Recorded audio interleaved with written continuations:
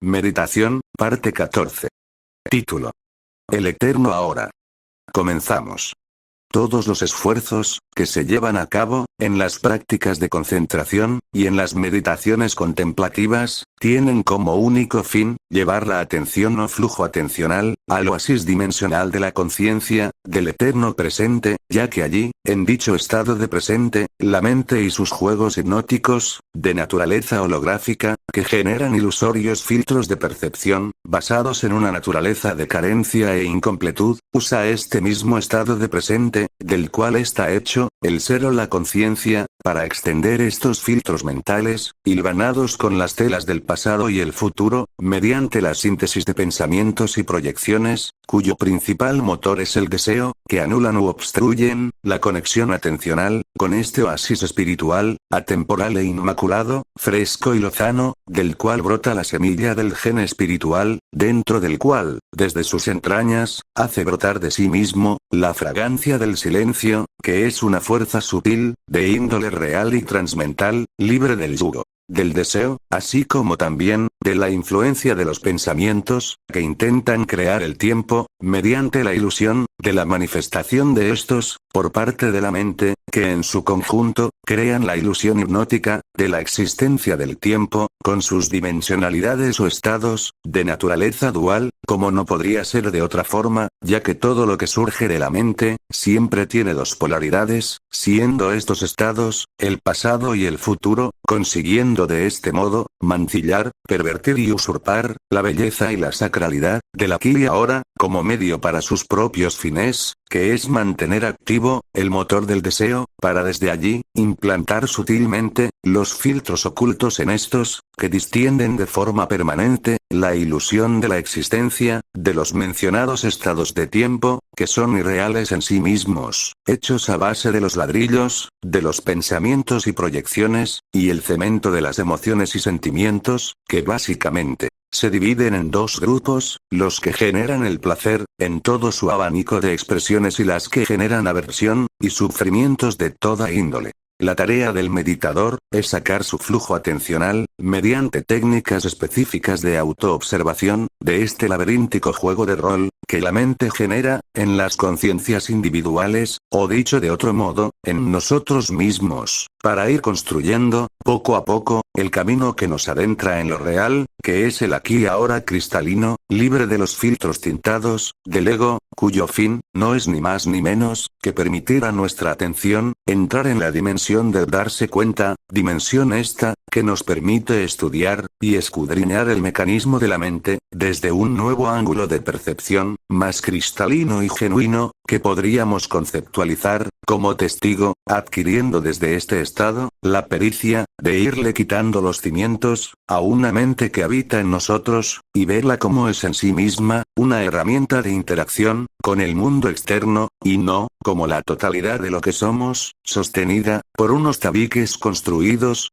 con la arcilla de lo irreal, tras los cuales, si mediante la práctica de la meditación contemplativa, logramos traspasar, nos reconoceremos a nosotros mismos, como la conciencia, que en sí misma, está hecha del único material real, el eterno ahora.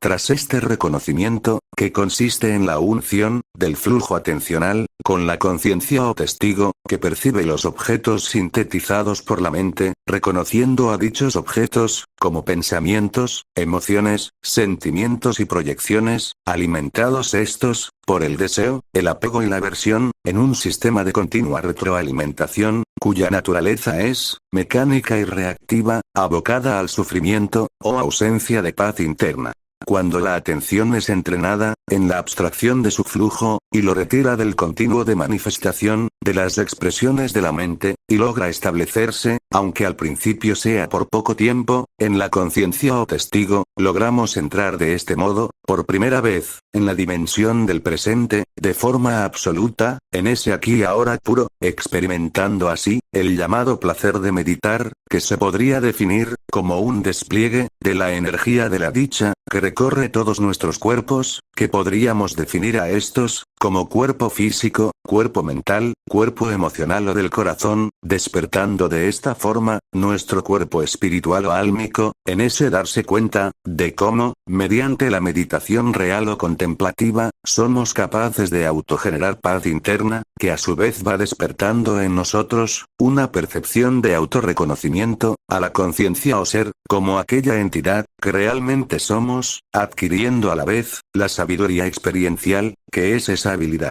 cuya inteligencia de audacia, destreza y acción atencional, es capaz de extraer dicha, de nuestro centro, que es, la mencionada conciencia o ser, y así es, como vamos consiguiendo progresivamente, reordenar los cuerpos mencionados anteriormente, que recordamos que son, el físico, el mental y el emocional, de forma integral, con ello alcanzamos, la tan deseada homeostasis psicofísica, que nos hace sentir bien, de una forma completa, y no me refiero aquí, al sentirse bien, cuando algún deseo, en el mundo exterior se cumple, aquí hablamos, de serenidad de espíritu, que se puede definir, como una corriente de fuerza interior, que genera ecuanimidad, y que nos hace amortiguar, o gestionar con templanza, los altibajos ocasionados, por las circunstancias de la vida, y cómo interpretamos estas mismas, de tal manera, que no logren desestabilizar, nuestra atención, evitando de este modo, los desequilibrios en los estados de conciencia, más reconocidos por el concepto, de desequilibrios mentales, y que por ende,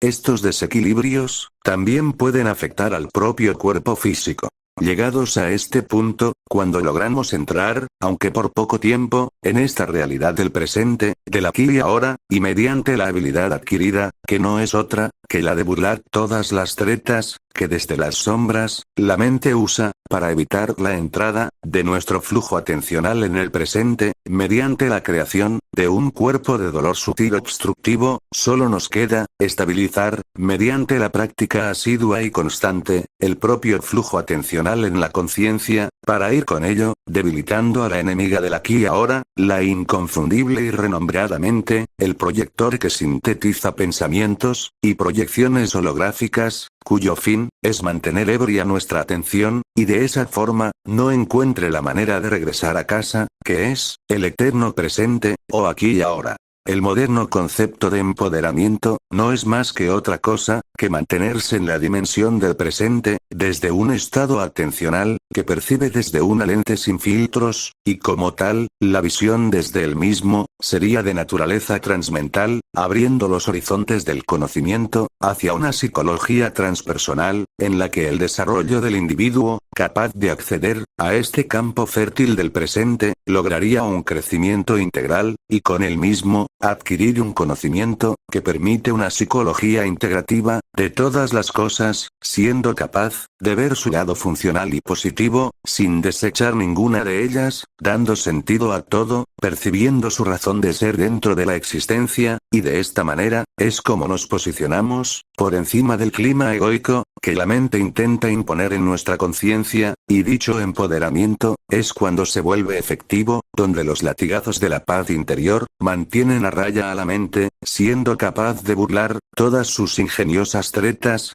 que cediendo a las mismas, nos convertirían, en uno más de sus títeres, y por lo tanto esclavos de ella.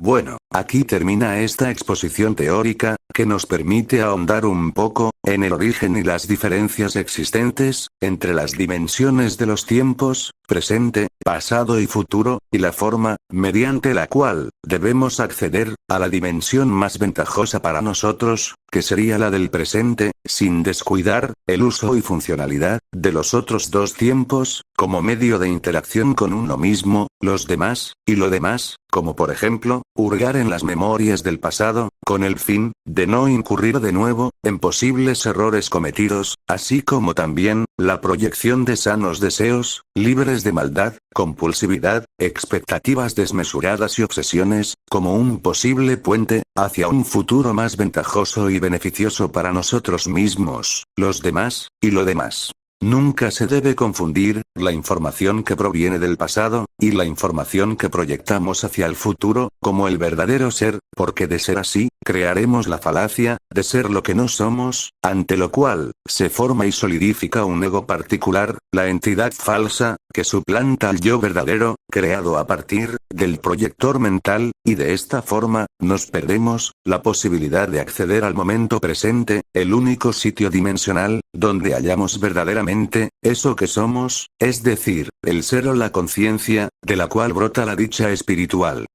A continuación, os leo el siguiente sutra, relacionado con el tema expuesto, en este trabajo.